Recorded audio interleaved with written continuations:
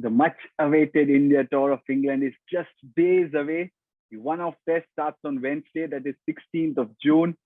And as always, the Indian squad has lots of talking points, and that's what we are here for on the Outside View.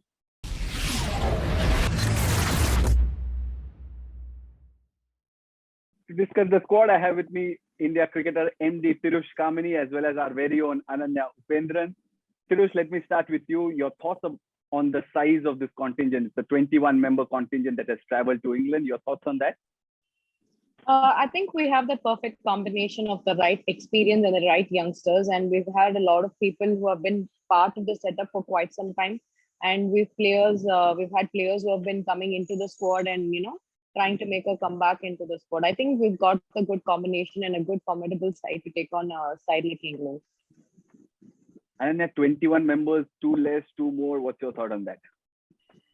Honest answer would be I would have thought it would be closer to 24, 25, considering we are playing three different formats. But I understand why it is 21 and why a lot of those players have been included in all three formats. But I think considering that we are playing this after a very long time, fitness issues come into fitness comes into this. So I would have preferred if they had gone into it with maybe a 24, 25 member squad. Right there, 21 member contingent. It is at the moment as the team is in England. The preparations are well on. You can see the social media handles and they are posting those pictures, excited in those white clothing. But we'll get down to the personnel now. 18 players for the test and ODI, 17 in the T20Is. Only 3 players are added in the T20I squad, so it becomes 21 members. Let's talk about the returnees first up. The last time we were discussing India's squad, there was a lot of focus on those who were not there. Shikha Pandey, Tanya Bhatia, Ekta Bisht, all these are back in the setup. Tirush, your thoughts on that? They had to come back, isn't it? I think it's important that as a cricketer, when you're part of a format like a test format, and then when you're being a part of the ODI squad and the T20 squad for quite some time, I think players need to be part of that whole system as such, so that we are able to bring in a lot of experience when we're talking about playing international cricket, because it's important that, like I mentioned earlier, it is important that we have the right combination of having a good amount of experienced players and the youngsters. So that's when you'll be able to build a very, very strong side. Like, for instance, when you're playing a test format, I think it's important that we have the combination of both, because that's when we'll be able to bring in the right surprise element and also the right kind of experience, which will help us, handle the very tacky situation in terms of when you're playing a format like a test format. So I think that's very important to have the right kind of players. And I'm happy about the fact that we've got players like Tanya and Ekta and Shikha, making a comeback into the squad, because it's important that having not played a considerable amount of match for over a year now, I think it's important that we have those players have enough number of matches, to kind of showcase whatever they've done in the past. And then Shikha Pandey, her exclusion in that South African series was a big mystery. She's back. And how important will she be? Because we've talked about the 21 members and Jhulan Goswami to play the test, 3 ODIs. So how important is Shikha Pandey's inclusion from that perspective? Well, I think what we have seen, Shikha has toured England twice, that 2014 tour, which Trish was part of, and that 2017 World Cup as well. So she has experience playing in England, and that's very important to start with. And over maybe since 2016, 2017, she's formed a very formidable partnership with Jhulan Goswami, and I think that's very, very important. I know the selectors have spoken a lot about creating depth in that pace department, and that's why they rested her, and they tried Monica Patel and these other youngsters. But I think what's very important is that if you do want to create depth in the pace department, that you have maybe a solid couple of bowlers, and Jhulan Goswami is one. I think it's important that Shikha Pandey has made a comeback and that she's part of that squad. That will allow the likes of, say, an Arundhati Reddy or a Pooja Vastrakar to maybe, I don't think they have it in them yet to be able to bowl a 10-over spell in international cricket. So it's good to maybe, slowly get them, get used to it, and have the backup of senior players like Jhulan Goswami, Shikha Pandey, Ekta Bisht, and you also have the likes of Deepti Sharma, Poonam Yadav as well. So it's good to ease these youngsters into it. I think we have this tendency in Indian cricket to throw them into the deep end a little bit. And it's really nice to see that she's back. She's going to play a big role. She did play a big role in 2017 and 2014 as well. So I'm sure she'll be, we did speak to her. She's raring to go, very happy to be back. So yeah, going to be exciting to see her back in whites, I suppose. Spin is an interesting topic when it comes to Indian cricket, and Ekta Bish's return is such a welcome one, Tirush. 96 wickets. She must be really hungry and raring to go. Personally, I've played with Ekta in the domestic, after, she was part of the team and then she got dropped, and, she played really well in the domestic season. So I was personally part of the whole matches that she was playing. And, I was able to understand the kind of hunger that she had, to get back into the team and, play well for the country. Because a player like her is somebody who's always a great addition to the team, simply because that's the kind of impact that she's always shown for the team that she's been part of, be it the international team or the domestic team that she's always been playing, like the Railways.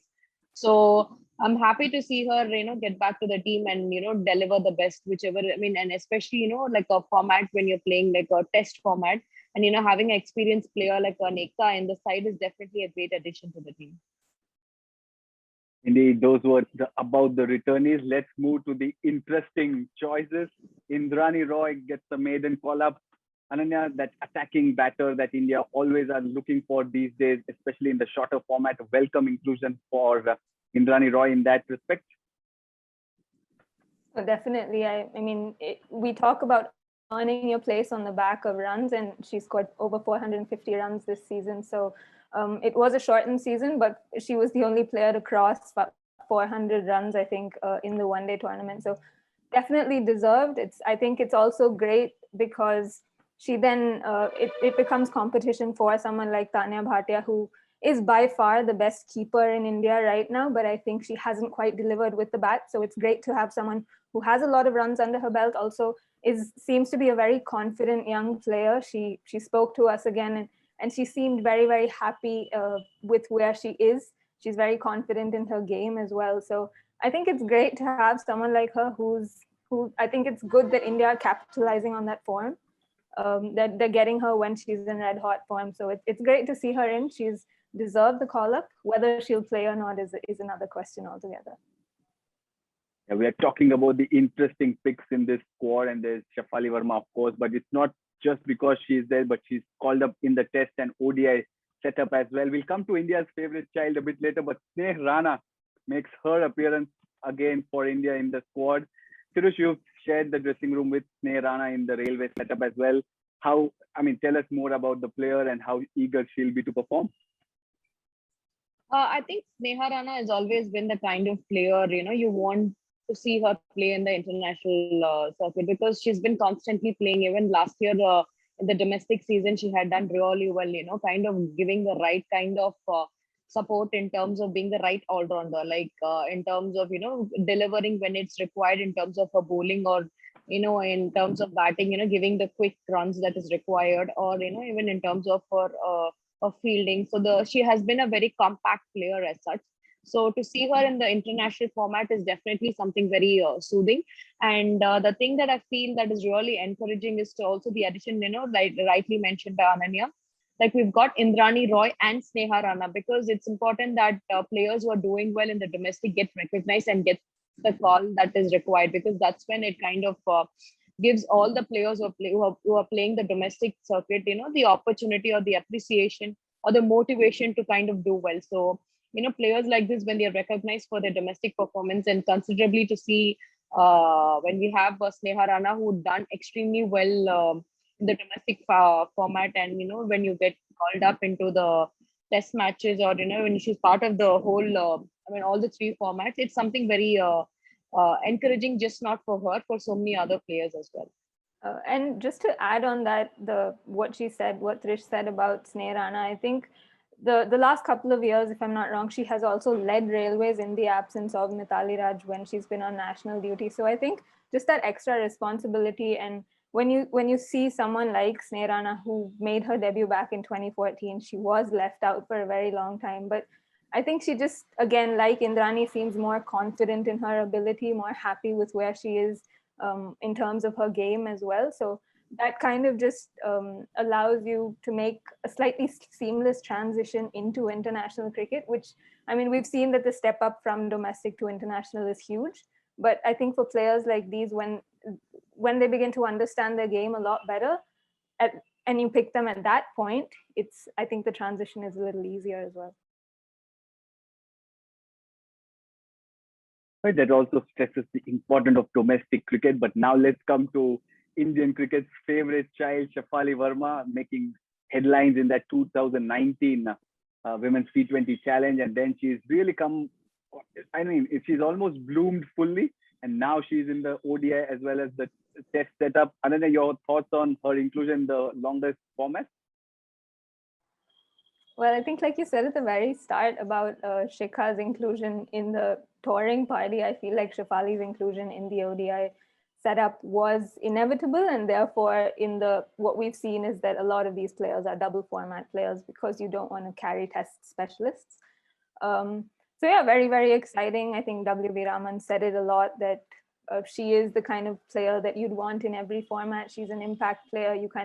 And she's at the stage of her career where you just let her loose and do her thing, not pile on too much information in her head, because she'll learn as she goes. And we've seen that in her very short international career. She seems to be a very, very good problem solver. She comes up against issues, and then she understands how to maybe score in those situations. So it'll be interesting to see how she goes in Test cricket. I'm sure Trish will know a lot better. I think it's more of a mental challenge than a technical thing as well. Let's just assume that Shafali is going to play that Test. Trish, you'd like to see her in the opening spot or somewhere in the middle or lower middle order? Definitely, I feel Shafali has been a very impactful player, and I mean, we've seen that over the last year, the kind of impact that she's created for India in the T20 format, and now her inclusion in the one day is definitely something that I'm looking forward to, just to see how she's able to transform into an ODI player. But when you're asking me about the Test format, I think definitely she is. I would love to see her open the innings, because that's the kind of impact that you want to see. The kind of charm and the elegance that Smriti is able to bring. And in the other end, when you're able to see Shafali Verma, who's able to give you those quick runs and, the impactful runs, which kind of turns out to be very dreadful for the opposition. So I think if Shafali is in the playing 11, I would definitely want to see her play in the opening spot. Indeed, I'm sure you have a lot of company in that thought. But another player who I've classified in the interesting bit is Pooja Vastrakar, because we've seen her miss out on T20 outings because of injuries, and here she is part of all the squads, Test squad as well. Is it that she's improved her fitness, Tirush, or what could be the reason that she's in all squads? I personally feel Pooja Vastrakar is a really good find in terms of trying to find kind of the India has over the years has always been looking to find the right kind of fast bowlers, and the kind of combination that really needs to work out. So in that way, even when I've seen her play and I've played alongside her, I've kind of felt that she's always a very good compact player in terms of she's always delivered an all-round performance. Even in terms of batting, she's able to contribute. Even in terms of fielding, she's a very good fielder.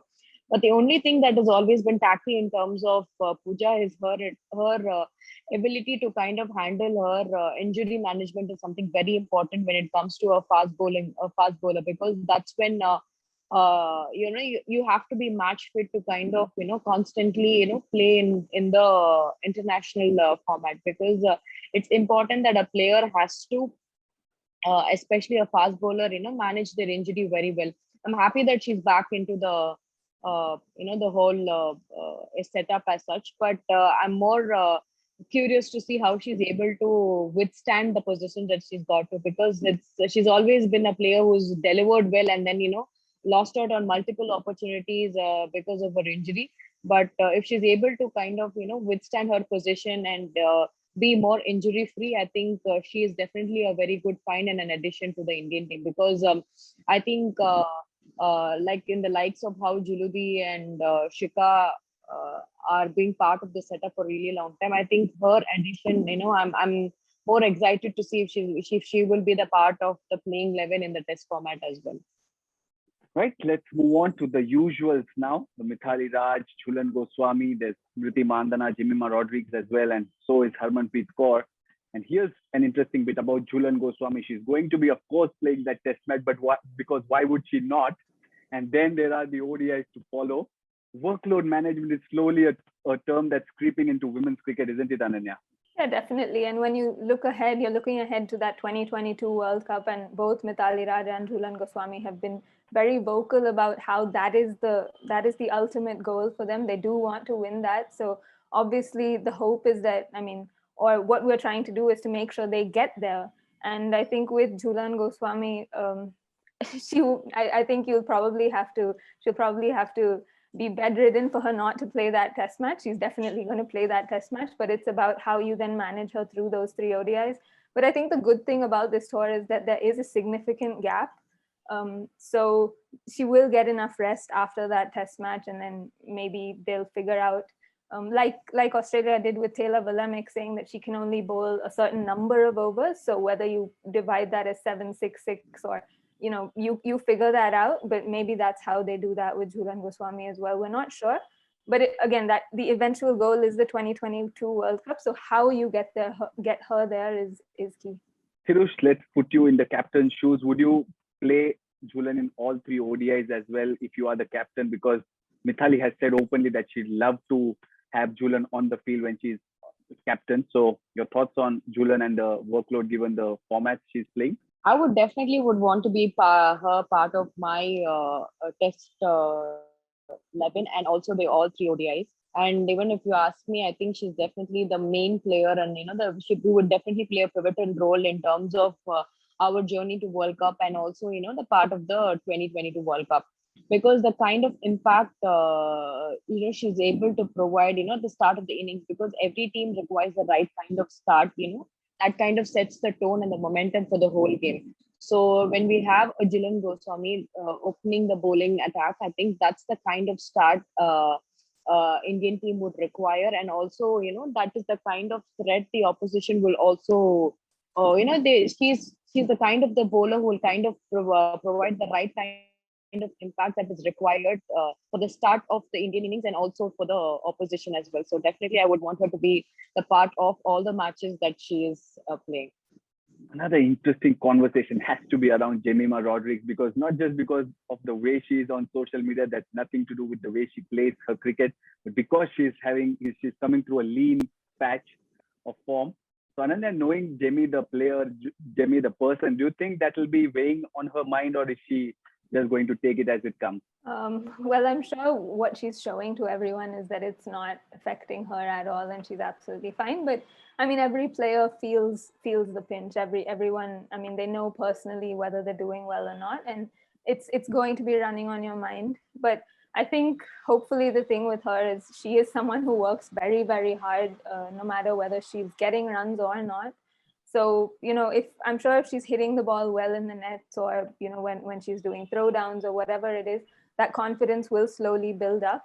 But I think what we've seen over in that South Africa series is that maybe in 2019, none of us thought Jemimah Rodrigues was droppable from the 11. But what we saw in that 2020, in the recent South Africa series, is that she is. And that's probably something that may be eating away at her. But hopefully she is showing good signs in the nets. Remember what we saw in 2018, Jemimah Rodrigues did not play the Asia Cup, went a few months without playing any cricket, then got to the Sri Lanka 2020s and she exploded. So maybe that's what's building up here. She does have a long season ahead. She's playing the 100 as well. So all that confidence is probably building up and really helping her. Right, those were the usuals who've been part of the Indian setup for some time. Now let's look at the absentees, because that was much in focus in the previous series. But this series, no Sushma Verma. Has Sushma played her last for India, you think? I have always felt Sushma Verma's contribution to the Indian team. I mean, I've seen her making the debut for the Indian team, and I've kind of closely watched her journey over the years. And definitely, I feel she's a very hardworking cricketer when it comes to the work ethics, or in terms of trying to handle herself, the kind of discipline that she's maintained over the years. I have really admired the kind of cricketer she is. And I've also felt that, in the 17 World Cup when India kind of did really well, her contribution to the success of the Indian team, I think she played a very important role for the whole. I mean, she was definitely a unsung hero in terms of the 17 World Cup. So I kind of personally feel, she's kind of. I think players like her, you need to give her more opportunities in terms of, the kind of confidence that a player has when you're confident that you're part of the setup, and you're able to express yourself very well in terms of your game. So I think that is something that is really required for a player like Sushma Verma. I think and everybody goes through a lean patch, and it is understandable as a cricketer that you go through something like that, but that is the moment that we need your good performance to be thought about, and backed in terms of your selection. So I think she's the one player which I think who's been having a very hard time, being in and out of the squad. I mean, that definitely really, directly or indirectly kind of will affect your performance. So that is something that is kind of very unfortunate when I'm talking about Sushma Verma. And I think just to extend on what Trish said is that we've seen with a lot of these players that when they play with this, this axe hanging over their head, or I'm not sure whether I'm going to be there, I really need to do well this time for them to retain me. It's really very, very difficult to churn out consistent performances, because eventually that pressure will get to you. So I think, like, we've been giving a little bit of a rope to a lot of the youngsters. I think it's also key to give some of these senior players who have been having a slightly hard time a little bit of a rope as well, because you know what they are capable of. They have delivered in the past. So I think we're slightly, we have a little short-term memory when it comes to slightly older players. And I think that's very unfortunate with Indian cricket. Another player who's not in this squad is Rajeshwari Gaikwad. It's very tough to miss out on a series. She was recuperating from COVID, and given that series she had against South Africa, must be really gutted, isn't it? She's definitely has been a very impactful player when you have seen her, for whichever team she's plays, be it for the Railways or, be it for the Indian team, or also across all formats, be it, she's been the go-to bowler, even in the South Africa series. I mean, she has been the pick of the bowlers. So it must be very disturbing for her to miss a series like that, especially, when the test cricket is happening, and, you will be, when you haven't played much of cricket over the years, and, when you feel like you'll be raring to go and, to be part of the whole test match, ODI and T20. So I think it must be very disturbing for her, and hope to see her back in Indian colors as soon as possible. Indeed, those were the discussions about the personnel for the India tour of England. But we'd asked you to send us questions, and here we are, the segment that we like to call Ask the Outside View. First up, it's Vaishnavi Srinivasan, who asks us, what do you think has influenced the huge expectation from a specialist bowler to contribute with the bat in the tail? Has this impacts the squad? Can't they be the designated bowlers like in case of batters? Hashtag Team Pacer Ananya, what's your take on that?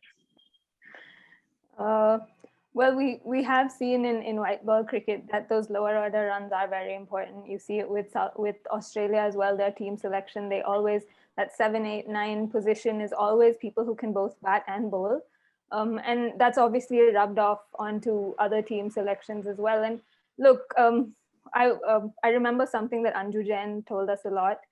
She said that, yes, the batters will score, should do a lot of the work and should score a lot of the runs, but those winning runs will maybe like 20% of the time come from the lower order. And it's very important that you know how to bat, that you can contribute with the bat. So especially in white ball cricket, it's very important that you have people who can do both. And that's why, because women play a lot more white ball cricket, that probably influences selection as well. Next one, the cricket philosopher asks how important it is to reduce the burden of Jhulan, given Mithali and the staff would want her to make it through to the end of the series? Should a rotation policy be introduced in the game for the same? Tirush, what's your take on that?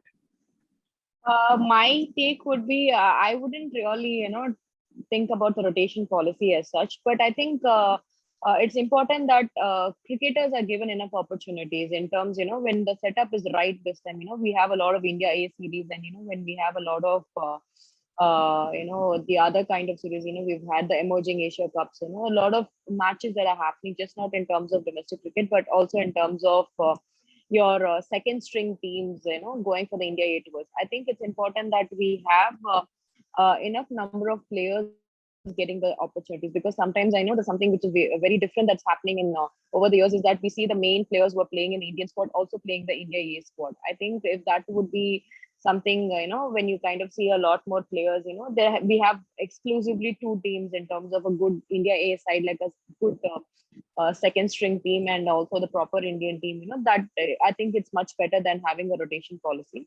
And also one thing that I would want to add on is like having an exclusive team when it comes to, having now that India is playing three formats, the Test and the ODI and the T20. I think it's important that we have specialized teams, in terms of Test cricket and in terms of ODI and T20, because I think we have the kind of depth in terms of, I wouldn't agree on the point where people say that we don't have enough players who can be part of this whole international format. I definitely feel we have the kind of players who've been doing well. So I think it's the right time that we have specialized team and give enough number of opportunities for the cricketers, for women's cricketers as such. And just to extend on what she said about players in specialized formats, I think that's one of my major issues with this contingent that's traveling to England. It's very, very clear that because they did not want to carry extra players, that they've made added people to all three squads. I would think that in your test match squad, you would have slightly more experienced people who have experience playing first class cricket, or people who have proven themselves in that format. It's something that is slightly irritating me about this squad, but I completely understand why it's done. And I think, as Trish said, it is probably going forward very important that we kind of have specialists maybe across formats. Fair point. Let's move on to our next question. Paulami asks, should we go with three seamers instead of two as our part-time bowlers are spinners? If yes, who should it be, Pooja or Arundhati? I think it's another team pacer question. So Ananya, you could probably have a go at it, and then we can ask if Tirush has anything to say. If you were to ask me, obviously I'd say three seamers and two spinners, either Ekta or Poonam with Deepti. But look, and what we've seen with the English squad as well, they seem to have cut Sarah Glenn. So it's a clear indication that the wicket is probably going to be green. I'm sure England don't want to provide a surface that's going to deteriorate, because they know India's strength is their spin. So I would, and the last time India played a test match in 2014 in England, this is one of my favorite facts, but 4 seamers played. They accounted for 16 wickets. So that's proof enough that you should play more seamers. Whether it's Pooja or Arundhati, I'm not really sure. See, for me, like Trish said earlier, I think Pooja has always proven herself as a batter. She has major issues when it comes to handling her body. So whether she will then be able to take the load of a test match, the question. I think she's a very, very impactful T20 player. So do you want to then reserve her for that format? And I also see her more as a batting all-rounder. So whether you would then pick her as a third seamer is a question. So I'm leaning towards Arundhati, but I think if India do play 3 seamers, they'll play Pooja. Tirush, Ananya just stated a fact, 4 seamers. You say throw in everybody and go with 4 seam, or what's your thought on that? I think from the experience that I had, when rightly she mentioned that, in Bermsley we had 4 seamers, and, the kind of impact that fast bowlers have always had in the conditions like, England conditions. I think it's important that we go with 3 seamers and 2 spinners, though, you could always say that spinning has been the strength of Indian team, but I would definitely, lean a bit towards having 3 fast bowlers in the playing 11 when we're playing the test match. Right. Let's move on. Christine Jacob asks, should Indrani Roy be preferred ahead of Tanya Bhatia as she is a much better contributor with the bat? Firosh. I feel that I mean I might have to slightly think that definitely Tanya Bhatia should be the preference that they should go ahead with, because not that Indrani has not delivered well, but I think test format is something that you require a lot of experience in terms of trying to understand the situation, and when you're part of the whole setup. I mean, when you're playing a longer format like a test match, I think it's important that the wicket keeper plays a very, very important role, though they are not, appreciated as much as they should be, but definitely they play a very important role. They kind of, provide the kind of support that is required for a bowler, and the confidence, the bowler kind of has when you have the right keeper. So I think we've not seen much of Indrani over the years. I mean, she's just got into the international circuit. So I think it's important that, giving her an opportunity in the shorter format would make more sense, because Tanya is obviously the experienced one. So, and considering the kind of lineup that India has had, I mean, right now we have good batting lineup, and we also have player batters like Deepti, who can also bowl, and we also have likes of Juludi, and we have likes of Shikha, who can do bit of both batting and bowling. I think we can just take a slightly can just go a little easy on Tanya's batting, even if she's not able to contribute. But nonetheless, she is definitely a good batter who has been done well in the past. I think if I have were given if I had to make a choice between Indrani and Tanya, I think I would definitely go with Tanya. Right, there you go. Here's the next one. Ritvik Adhar asks, can we see Sneh Rana in the ODIs, if not in the test, ahead of Deepti Sharma because of her hard-hitting batting abilities? Where do you stand on that, Firosh?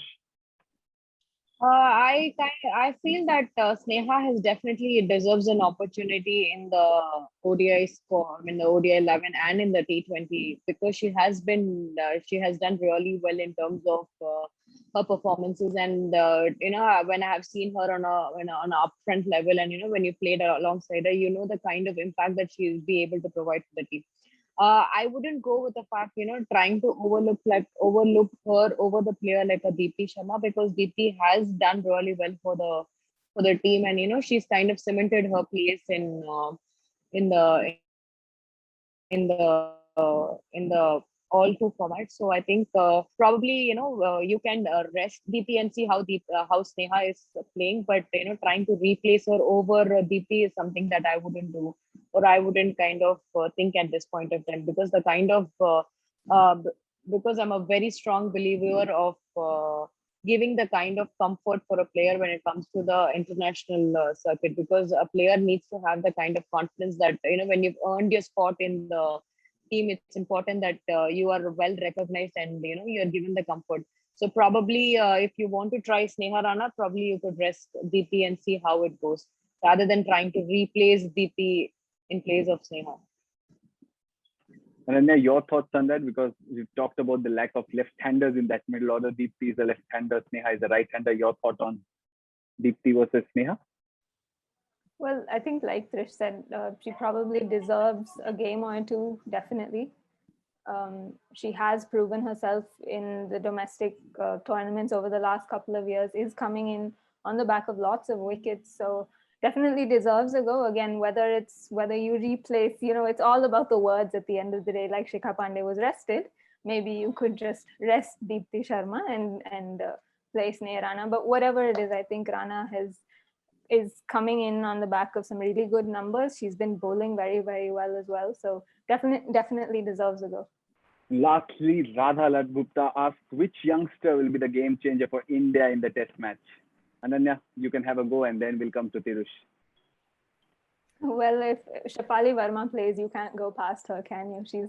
Whatever she does, even if that innings lasts like 10 or 20 balls, she's going to have an impact. You know that. So, yeah, if I have to pick one, I'd pick Shafali Verma. But if I have to go with a bowler, I'm not really sure which young bowler is going to play. I think probably all of them are going to be capped bowlers, apart from Deepti, of course. But if Pooja Vastragar plays, I think she may have an impact as well. Maybe more so with the bat than with the ball, but I'd pick Pooja as well. Tirush, your thoughts? Let me take Shafali away from you. You have a choice. I think apart from the players who've already played the test match, I think anybody who's going to get an opportunity would be my pick because as when I had played the Wormsea test, I understand the kind of excitement that I had, making a debut for the country in a test format. So that is the, most challenging format across all three formats. Test cricket is something that everybody would want to be part of.